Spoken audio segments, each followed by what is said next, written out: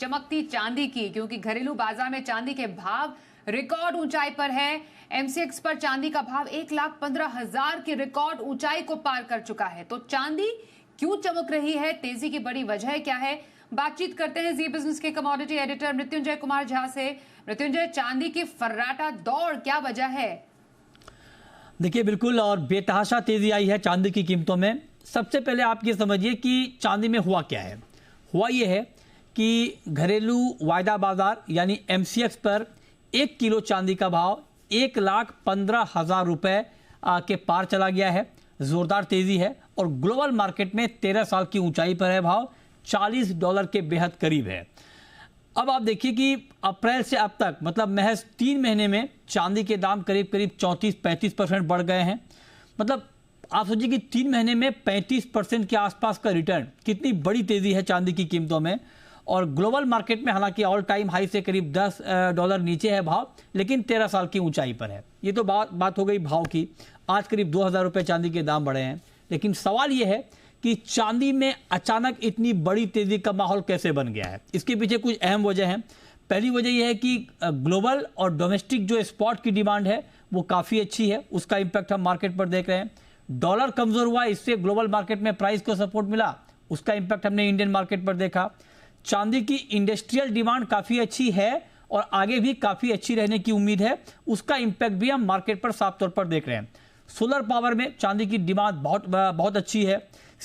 इसके अलावा semiconductor, EV और सोलर में 50% चांदी का इस्तेमाल होता है, तो वहाँ से एक बड़ा सपोर्ट चांदी के प्राइस को मिल रहा है। ये तो बात हो गई इंडस्ट्रियल डिमांड की।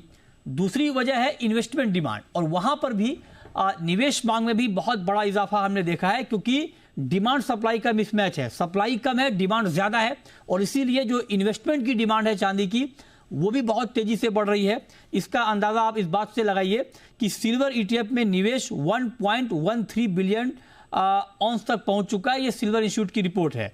तो सिल्वर ईटीएफ की डिमांड बढ़ रही है, इंडस्ट्रियल डिमांड बढ़ रही है। इन सब के अलावा जो अभी टैरिफ को लेकर ग्लोबल अनिश्चितता का माहौल बना है, उससे भी चांदी मार्केट में निवेश के तौर पे चांदी के प्राइस को सपोर्ट मिल रहा है। हालांकि टैरिफ वार का बढ़ना इंडस्ट्रियल तौर पे चांदी के लिए थोड़ी सी नेगेटिव खबर होती है, लेकिन इस बार मार्केट ने उस पर रिएक्शन करना छोड़ दिया है। पिछली बार रिएक्ट किया था, गोल्ड के दाम बढ़ रहे थे, चांदी रुकी हुई थी, लेकिन इस बार ऐसा नहीं हो रहा है। और सिल्वर ईटीएफ में निवेश अगस्त 2022 के ऊपरी स्तर पर पहुंच चुका है। रूस और जैसा कि अभी हमने आपको बताया कि सप्लाई के फ्रंट पे टाइटनेस है, सप्लाई कम है, डिमांड ज़्यादा है। रूस और मैक्सिको में सप्लाई यहाँ पर घटी है। तो ये तमाम वजह हैं जिससे चांदी के दाम बढ़े हैं। तो चांदी में हुआ क्या है, तेज़ी की वजह क्या है, ये हमने आपको बता दिया। अब सवाल ये है कि आगे क्या होगा।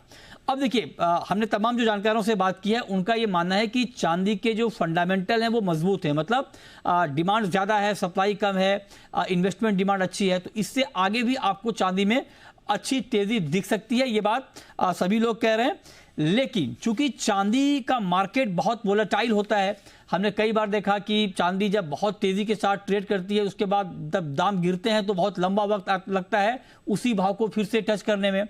75,000 के आसपास का भाव हमने बहुत पहले देखा था, दोबारा उस लेवल को टच करने में बहुत लंबा वक्त लग गया।